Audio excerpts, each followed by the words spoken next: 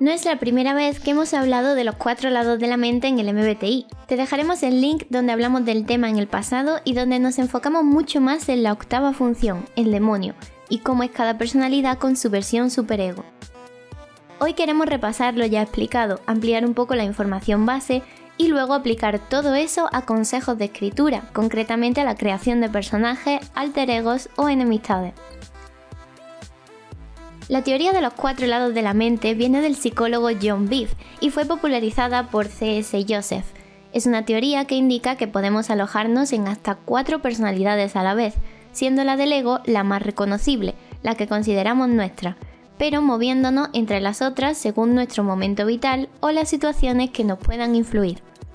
Podemos llegar a typearnos muy mal por culpa de esto, ya que si no conoces la teoría es posible que seas víctima de hacer cambios constantes entre un lado y otro de la mente y en tu cabeza creas que está todo mezclado. De hecho, un truco para typearte mejor podría ser pensar en qué personalidades te hacen dudar y revisar todo su grupo de 4 lados de la mente para ver qué grupo te resuena más. Vamos a mostrar en pantalla los 4 grupos de personalidades que hay. Lo importante de esta teoría es que da lugar a todo tu mapa de funciones, a las 8, y le da un sentido al orden en que la usas según muchas situaciones. Tenemos por lo tanto 4 lados: el ego, siendo la personalidad principal, el subconsciente, que es la opuesta en letras y que está vinculada al estrés, la inconsciente, nuestro mapa principal de funciones sombra, asignada a una faceta de desarrollo y de búsqueda de otras formas de resolver las cosas, y finalmente el superego, la más alejada, la opuesta en letra a tu inconsciente y dominada por tu función demonio.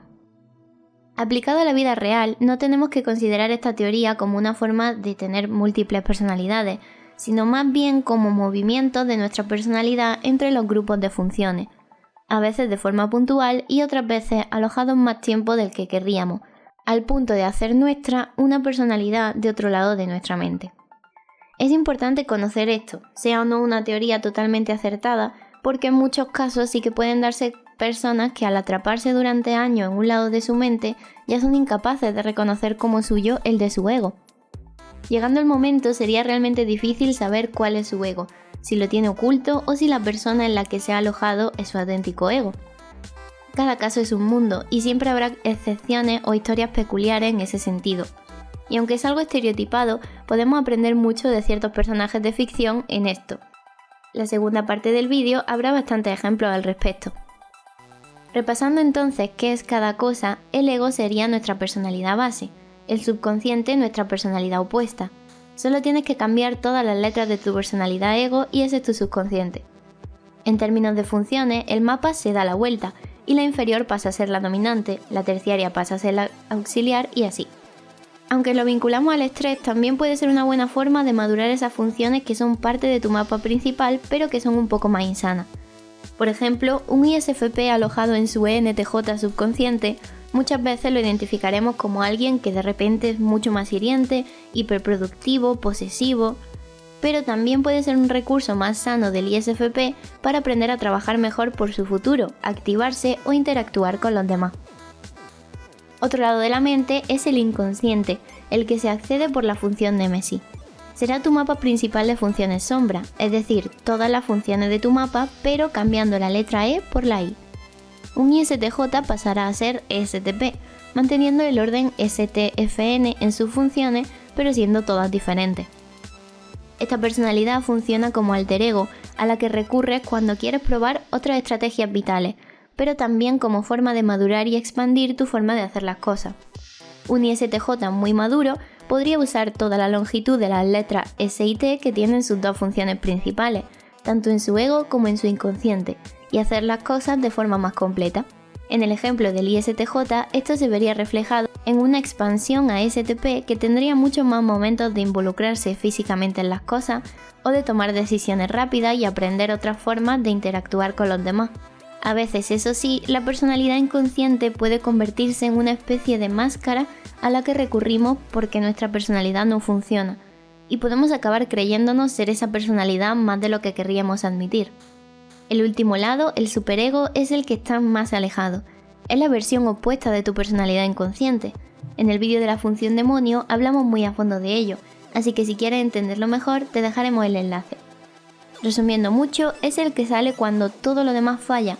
Es un bloqueo que te estanca en una faceta de ti en la cual no te reconoce, y en el mejor de los casos puede ayudarte a desconectar o a ver las cosas con una perspectiva muy diferente que te pueda ser útil. Estos serían, resumiendo, los 4 lados. Aunque hemos dicho que esta teoría no hay que entenderla necesariamente como personalidades múltiples o alter ego, sí que tiene un enorme potencial para eso y puede ser muy útil tenerlo en cuenta para la creación de personajes.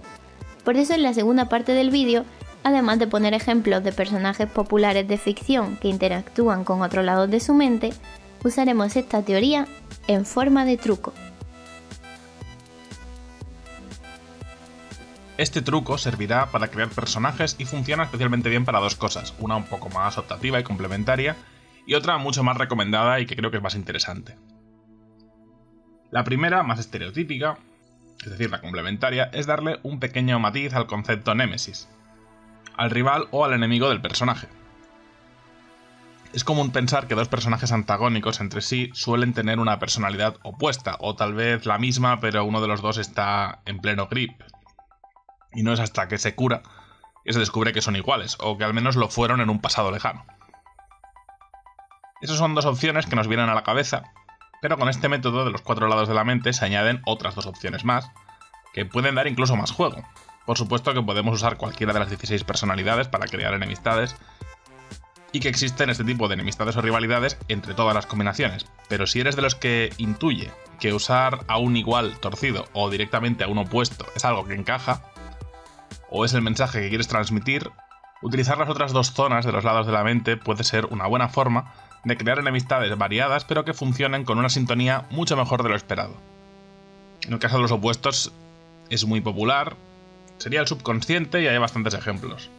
Los 2 personajes principales del juego del calamar, por ejemplo, siendo uno ESFP y otro INTJ. En el anime Jujutsu Kaisen el protagonista suele ser tipeado como ISFP y Sukuna, que encima vive dentro de él como si fuera su subconsciente, que no lo sea realmente, sería su opuesto también. Es fácil de hecho imaginar a personajes protagonistas tipo ESFP o ISFP enfrentarse a sus contrapartes INTJ o ENTJ, porque suelen ser clichés de unos siendo más protagonistas y otros siendo más villanos. Por eso creo que es bueno explorar las otras combinaciones de personalidades a la hora de crear fichas. Por ejemplo, una rivalidad más entre compañeros diría que es que en One Piece Sanji, ENFJ y Zoro, ISTP, no pudieron evitar sentir esa especie de atracción de opuestos a la hora de generar esa rivalidad tan propia que tienen. Pero pasando a los otros 2 lados, que son menos conocidos, al menos de forma consciente, ya que muchos autores acaban optando por ellos sin saberlo. Un ejemplo súper popular que se me ocurre de enemistad en la parte del inconsciente es Batman, que suele considerarse INTJ, contra el Joker, que es ENTP. En Marvel, por su parte, Thanos, que es INTJ, aunque se enfrentó a todos, parecía que tenía una especie de fijación especial por Tony Stark, NTP. El inconsciente en general tiene ejemplos bastante buenos porque suele tirar por rivalidades que avanzan en paralelo, en lugar de ser directamente opuestos. Por ejemplo, los protagonistas de Death Note, Light Yagami contra L, también les pasa, son inconscientes el uno del otro. Es decir, son formas de pensar distintas pero que son paralelas, que son vecinas. Y eso hace que funcionen realmente bien como rivalidad. Por último, utilizando el superego, haciendo que los 2 enemigos sean el demonio el uno del otro, un ejemplo sería que algunas versiones de Superman son ISFJ y algunas versiones de Lex Luthor son INTJ. Por ejemplo, las versiones de Smallville hay bastante consenso con que tienen esas personalidades. Luego ya si te metes en películas, series, cómics y demás, pues seguramente varían un poco. En el mundo anime tenemos esa especie de atracción demoníaca que ocurre entre Mikey, INTP, y Takemichi, ISFP, en Tokyo Revengers, en la cual es mejor no entrar en detalle, pero con que la conozca ya sabe por dónde voy. Ese es el truco con las enemistades, pero el auténtico truco por el que hemos hecho este vídeo es para cuando uses a un personaje con doble personalidad, o cuando el personaje deba hacer un cambio radical, o incluso cuando un personaje tiene oculta su auténtica personalidad en la zona más alejada de su mente. Para esto en concreto tengo un ejemplo bastante popular que creo que es interesante.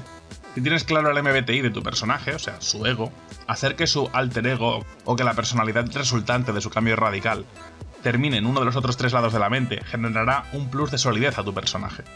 Si bien no es obligatorio, si estás en estos vídeos seguramente sea porque tienes bastante sintonía con los métodos y teorías relacionadas con las funciones cognitivas.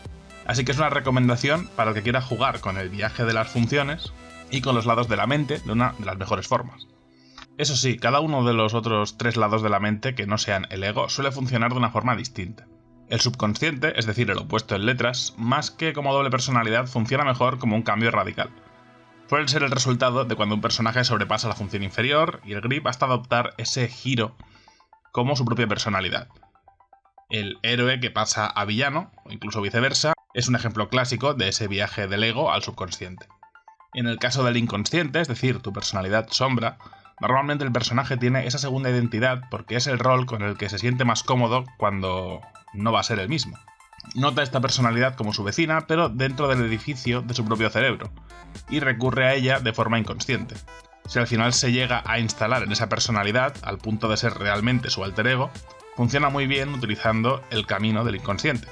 Un buen ejemplo de esto sería si has visto Once Upon a Time, verás muy reflejado al ENTP Rumpelstiltskin, que cuando pasan al otro mundo y adquiere otro tipo de personalidad, un rol diferente en la historia y demás, se convierte en el INTJ, el señor Gold. Y aunque este puede ser un poco más debatible por la situación, cuando Wanda en Marvel, que es Phi dominante, pasa al mundo creado por ella en WandaVision a fingir que tiene una vida ideal, ¿no pasaría a ser Fe dominante su función inconsciente? Concretamente mientras está ahí, mientras entre comillas es otra persona. Y finalmente, en el caso del superego, al ser el lado de la mente más alejado del ego, sí que funciona especialmente bien como una identidad totalmente independiente oculta dentro de un personaje. Creo que un ejemplo muy popular de esto es el INTP Bruce Banner, con su más famoso todavía alter ego, el ISFP Hulk. Sobre este ejemplo también creo que sería interesante evaluar qué es lo que le pasó a Walter White de Breaking Bad. En su faceta inicial, como profesor, cumplidor y hombre de familia, podría parecer desde fuera, al menos de forma superficial, que es ISFJ. Pero sabemos, lo tenemos identificado, como que se termina convirtiendo en un INTJ.